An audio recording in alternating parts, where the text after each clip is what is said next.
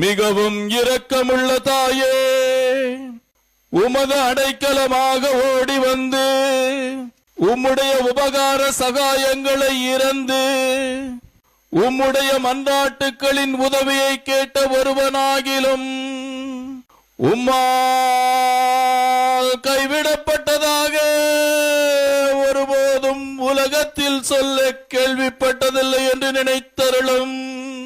கண்ணியருடைய ராக்கினியான கன்னிகையே, தயையுள்ள தாயே, இப்படிப்பட்ட நம்பிக்கையால் ஏவப்பட்டு உம்முடைய திருப்பாதத்தை அண்டி வருகிறோம்.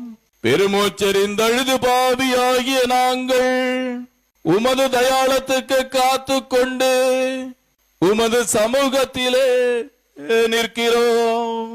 அவதரித்த வார்த்தையின் தாயே, எங்கள் மன்றாட்டை புறக்கணியாமல் தயாபரியாய் கேட்டு தந்தருளும். ஆமென்.